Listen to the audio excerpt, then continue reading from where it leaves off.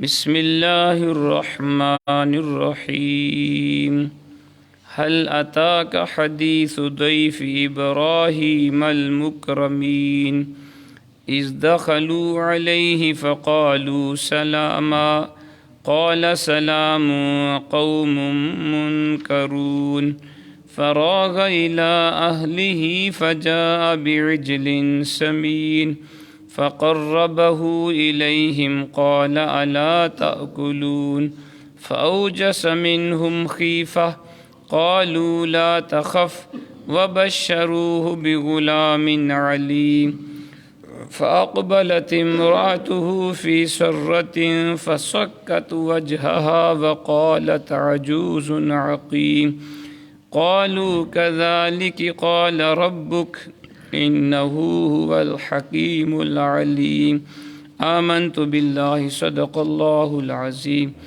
حل اتاکا اے حبیب کیا پہنچی آپ کے پاس حدیث ضیف ابراہیم المکرمین خبر ابراہیم علیہ السلام کے معزز مہمانوں کی اذ دخلوا علیہ جب وہ آپ کے پاس آئے فقالوا تو انہوں نے سلاماً سلام عرض کیا قال سلام تو آپ نے فرمایا تم پر بھی سلام ہو قوم منکرون دل ہی دل میں سوچا بالکل انجان لوگ ہیں فراغا پس چپکے سے الی اہلہ اپنے اہل خانہ کی طرف گئے فجاء بعجل سمین اور ایک بھنا ہوا موٹا تازہ بچڑا لے آئے فقربہ الیہم لا کر ان کے قریب رکھ دیا قال فرمایا الا تاکلون کھاتے کیوں نہیں فاوجس منہم خیفہ پس دل ہی دل میں ان سے خوف کرنے لگے قالوا لا تخف وہ بولے ڈریے نہیں وبشروہ اور انہوں نے بشارت دی آپ کو بغلام علیم ایک صاحب علم بیٹے کی فاقبلت امرأتہ فی سرۃ پس آئی آپ کی بیوی چیں بجبیں ہو کر فسکت وجہہا اور فرت حیرت سے تماچا دے مارا اپنے چہرہ پر وقالت اور بولی عجوز عقیم میں بوڑھی میں بانچ کیا میرے ہاں بچہ ہوگا قالوا کذالک انہوں نے کہا ایسا ہی قال ربک تیرے رب نے فرمایا ہے انہو بے شک وہ هو الحکیم العلیم بڑا دنا سب کو جاننے والا ہے۔ حضرت محترم بھی آپ قرآن مجید فرقان حمید میں سے 26واں پارہ سورہ زاریات کی آیت نمبر 24 تا 30 کی تلاوت اور ترجمہ سماعت فرما رہے تھے۔ کل کے درس میں ہم نے پڑھا اللہ کریم نے فرمایا زمین میں ہماری قدرت کی نشانیاں ہیں اہل یقین کے لیے اور تمہارے وجود میں بھی نشانیاں ہیں کیا تمہیں نظر نہیں آتی اور آسمان میں ہے تمہارا رزق اور ہر وہ چیز جس کا تم سے وعدہ کیا گیا ہے پس قسم ہے آسمان اور زمین کے رب کی یہ حق ہے بعین ہی اسی طرح جس طرح تم باتیں کر رہے ہو۔ کل کے درس میں ہم نے ان آیات کی تفسیر پڑھی۔ آج کے درس میں اللہ کریم حضرت ابراہیم علیہ السلام ان کے پاس فرشتوں کا آنا اور آپ کا مہمان نوازی کرنا اور ان کا بچے کی بشارت دینا اور آپ کی بیوی کا حیران ہونا اس واقعہ کا ذکر ہے۔ پہلی آیت میں فرمایا هل اتاک حدیث ضیف ابراہیم المکرمین اے حبیب کیا پہنچی آپ کو خبر ابراہیم علیہ السلام کے معزز مہمانوں کی۔ یہاں سے قانون مکافات کی سچائی کو ثابت کرنے کے لیے تاریخی دلائل کا سلسلہ شروع ہو رہا ہے۔ اس رکوع میں آپ ملاحظہ فرمائیں گے کہ اللہ کریم نے ان متعدد قوموں کا ذکر کیا ہے جو راہ راست سے بھٹک گئیں۔ ان کو ہدایت دینے کے لیے انبیاء کرام تشریف لائے، انہوں نے بڑی دل سوزی سے انہیں سمجھایا، لیکن جب ان انبیاء کرام کی کوششیں بار آور نہ ہوئیں وہ لوگ گمراہی میں آگے ہی نکلتے چلے گئے تو انجام کار مکافات عمل کا قانون حرکت میں آیا اور انہیں نیست و نبود کر کے رکھ دیا گیا۔ رکوع کی ابتدا میں حضرت ابراہیم علیہ السلام آپ کے معزز مہمانوں اور ایک فرزند ارجمند کی ولادت کی بشارت کا ذکر کیا گیا ہے اور پھر بات اصل مقصد کی طرف بڑھتی چلی گئی ہے۔ فرمایا حل اتاک حدیث ضیف ابراہیم المکرمین، اے حبیب کیا پہنچی آپ کو خبر ابراہیم علیہ السلام کے معزز مہمانوں کی؟ آپ کے پاس آنے والے مہمانوں کی تعداد زیادہ سے زیادہ 11 اور کم سے کم 3 بتائی گئی ہے۔ 3 سے 11 تک مہمان حضرت ابراہیم علیہ السلام کے پاس آئے تھے، لیکن ضیوف جمع کی بجائے قرآن نے ضیف کا لفظ استعمال کیا، کیونکہ ضیف مصدر ہے اور مصدر 1، 2 یا زیادہ کے معنوں میں استعمال ہوتا ہے۔ فرمایا اذ دخلوا علیہ فقالوا سلاما، جب وہ آپ کے پاس آئے تو انہوں نے السلام عرض کیا۔ قال سلام، آپ نے فرمایا تم پر بھی سلام ہو۔ قوم منکرون، دل ہی دل میں سوچا یہ بالکل انجان لوگ ہیں۔ ان کی شکل و صورت دیکھ کر ابراہیم علیہ السلام نے اپنے دل میں کہا یہ لوگ غریب الدیار اور اجنبی معلوم ہوتے ہیں، اس علاقہ کے لوگوں سے ان کی وضاحت مختلف نظر آ رہی ہے۔ یعنی وہ تھے تو انسانی شکل میں لیکن تھے فرشتے، تو حضرت ابراہیم علیہ السلام نے دل میں سوچا کہ یہ ایک انجان لوگ ہیں، اجنبی لوگ ہیں، اس علاقے کے لوگ نہیں ہیں۔ فراغ الی اہلہ فجاء بعجل سمین، پس چپکے سے اپنے اہل خانہ کی طرف گئے اور ایک بھنا ہوا موٹا تازہ بچڑا لے آئے۔ راغا کا معنی ہے کہ تیزی سے چپکے کھسک جانا، یعنی اپنے مہمانوں کو ابراہیم علیہ السلام نے آرام سے بٹھایا اور خود چپکے سے اٹھے اور ان کی ضیافت کے انتظام میں مصروف ہو گئے، ان کی مہمان نوازی کا بندوبست کرنے لگے۔ جلدی ایک موٹا تازہ بچڑا آپ نے ذبح کیا، اسے بھونا اور اس کا گوشت آپ نے لا کر مہمانوں کی خدمت میں پیش کر دیا۔ فقربہ الیہم قال الا تاکلون، لا کر ان کے قریب رکھ دیا، فرمایا کھاتے کیوں نہیں؟ کھانا دسترخوان کے اوپر چن دیا گیا، لیکن مہمان ہیں کہ کھانے کی طرف ہاتھ نہیں بڑھاتے۔ آپ نے فرمایا آپ لوگ کھانا تناول نہیں کریں گے؟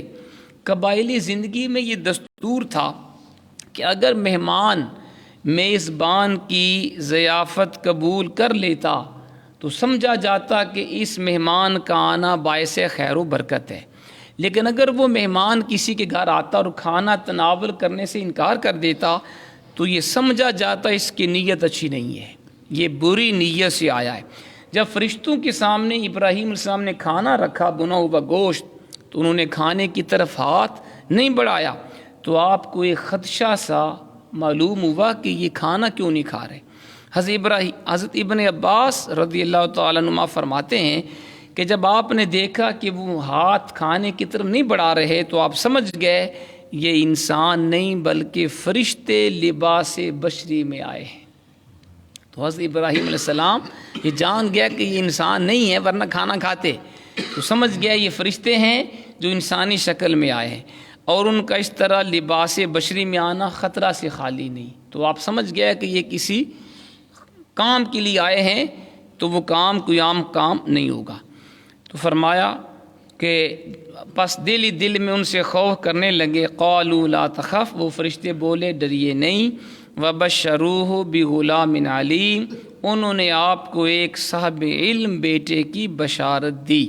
فرشتوں نے تسلی دیتے ہوئے کہا آپ پریشان نہ ہوں، ہم تو آپ کو ایک صاحب علم فرزند ارجمند کی بشارت دینے آئے ہیں۔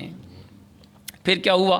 فاقبلت امرأته فی سرۃ فسکت وجہہا وقالت عجوز عقیم، پس آئی آپ کی بیوی چیں بجبیں ہو کر اور فرتے حیرت سے تماچا دے مارا اپنے چہرہ پر اور بولی میں بوڑھی میں بانچ، کیا میرے ہاں بچہ پیدا ہوگا؟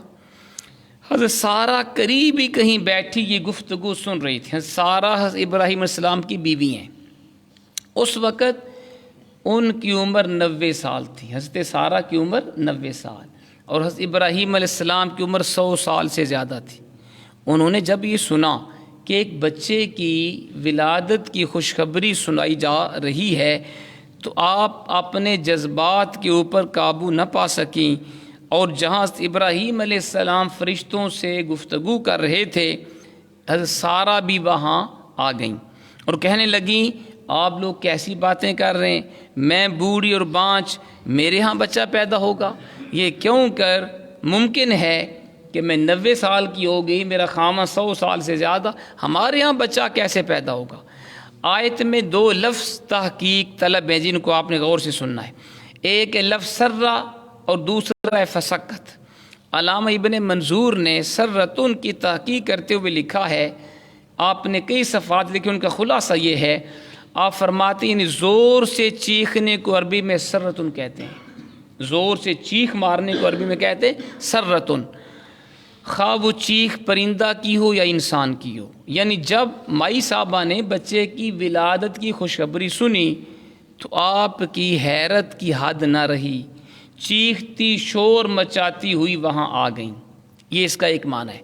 سرتن کا دوسرا معنی علامہ ابن منظور نے جماعت لکھا ہے، جماعت۔ اس صورت میں آیت کا معنی یہ ہوگا کہ جب آپ نے یہ بات سنی تو جو عورتیں حضرت سارہ کے پاس اس وقت حاضر تھیں ان کو ساتھ لے کے آپ ابراہیم علیہ السلام کے پاس تشریف لے آئیں۔ آخر میں انہوں نے اس لفظ کا ایک اور معنی بھی لکھا ہے، چونکہ وہی معنی مناسب حال ہے تو پیر صاحب نے فرمایا میں نے اسی کے مطابق اس آیت کا ترجمہ کیا ہے۔ وہ کیا ہے؟ علامہ ابن منظور نے لکھا یعنی اظہار ناپسندیدگی کے لیے چہرہ پر بل ڈالنا اور چین بجبی ہونا، یہ بھی اس کا ایک معنی ہے۔ سرتن کا تیسرا معنی ہے کہ کوئی ایسی بات ہو کہ بندے کو ناگوار گزرے، اس کے ماتھے پر بل آ جائیں، اس کو بھی سرتن کہتے ہیں۔ جب انسان بہت زیادہ حیران ہو کسی بات پہ اور اس کی پیشانی پر بل پڑ جائیں تو پھر اس کا چین بجبی ہونا قدرتی امر ہے۔ جب انسان کے سامنے کوئی عجیب بات کی جائے تو انسان کے چہرے پہ بعض اوقات بال آتے ہیں، تو اس کو بھی سرتن کہتے ہیں۔ اچھا، دوسرا یہ لفظ فسکت۔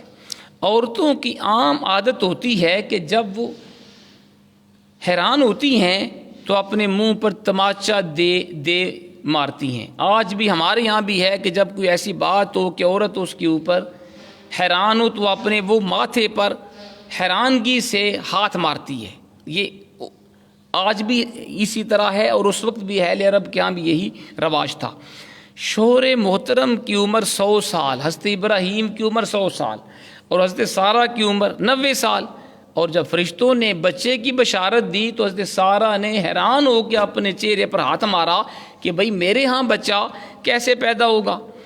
بعض نادان لوگ فسکت وجہا کے لفظ سے ماتم کرنے اور پیٹنے کے جواز پر دلیل قائم کرتے ہیں اور کہتے ہیں حضرت سارہ کی سنت ماتم کرنا، پیٹنا، کیونکہ جب فرشتوں نے ان کو خوشخبری دی تو انہوں نے بھی چہرے کو پیٹا تھا۔ بعض لوگ اس کا معنی ماتم کرنا اور پیٹنا مراد لیتے ہیں۔ قبلہ پیر صاحب نے بڑا پیارا اس کا جواب دیا، فرماتے ہیں وہ لوگ خود ہی فرمائیں کہ کیا حضرت امام حسین رضی اللہ تعالیٰ عنہ کی شہادت سے ایسی ہی حیرت اور مسرت ہوئی ہے جس طرح سے سارہ کو فرزند کی بشارت سے ہوئی تھی؟ اگر ایسا ہی ہے تو انہیں زور زور سے منہ پر تماچے مارنے چاہیے۔ اگر حضرت امام علی مقام کی شہادت پر کوفیوں کو اور ان پیٹنے والوں کو اسی طرح حیرت ہوئی ہے اور خوشی ہوئی ہے جیسے حضرت سارہ کو بیٹے کی ولادت کی خوشخبری پر حیرت اور خوشی ہوئی تھی، تو پھر ان کو زور زور سے پیٹنا بھی چاہیے، ماتم بھی کرنا چاہیے۔ خاندان نبوت کی پامالی پر وہ جتنی حیرت کریں، جتنا مسرت کا اظہار کریں، انہیں اس کا حق پہنچتا ہے، کیونکہ ان لوگوں نے امام پاک کو دھوکہ سے کوفہ بلایا۔ یہ بات ذہن میں بٹھا لیں، یہ آج لوگ جو 10ویں محرم کو سینہ کو بھی کرتے ہیں، ماتم کرتے ہیں، یہی لوگ تھے امام علی مقام کو کوفے میں بلانے والے، اور یہی لوگ تھے ان کی بیعت کرنے والے، کیونکہ ان لوگوں نے امام پاک کو دھوکہ سے کوفہ بلایا، پھر ابن زیاد کے ساتھ مل کر گلستان نبوت کو تخت و تاراج کیا۔ خود ظالموں نے کوفے بلایا، نواسہ رسول کو، خانوادہ اہل بیت کو خود بیعت کی، اور پھر ابن زیاد کے ساتھ مل کر خود اہل بیت کے اوپر مظالم ڈھائے۔ اگر ایسے نامبارک منصوبے کی کامیابی پر وہ خوش نہ ہوں گے تو اور کون خوش ہوگا؟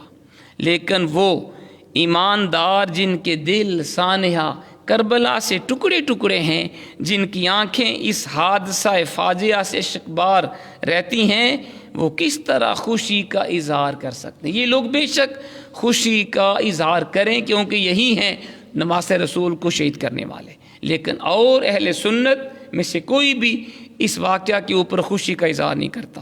خوشی اور حیرت کے موقع پر کسی عورت کا اپنے منہ پر یوں تماچا مارنا اور ہے، اور کسی کے غم میں اپنا منہ اور سینہ لہو لہان کرنا اور ہے۔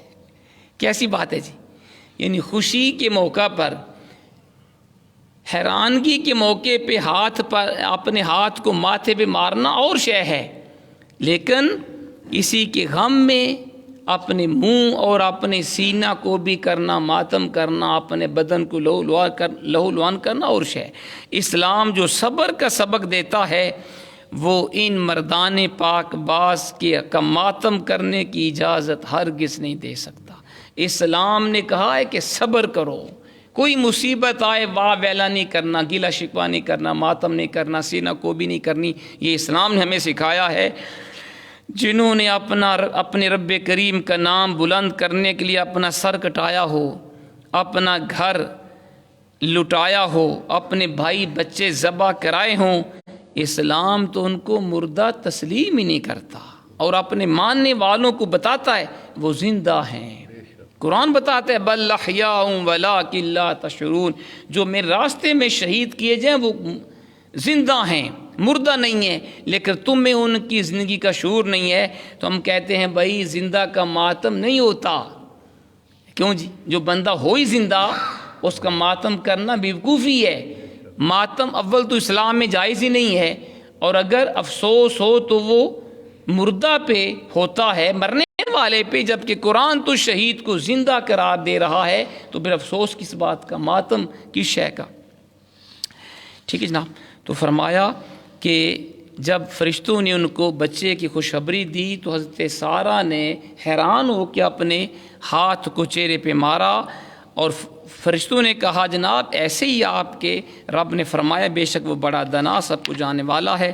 آج اللہ کی توفیق سے ہمارا 26واں پارہ بھی مکمل ہو گیا۔ کل انشاءاللہ ہم 27ویں پارے کو شروع کریں گے۔ اللہ کریم عمل کی توفیق عطا فرمائے۔ الحمدللہ۔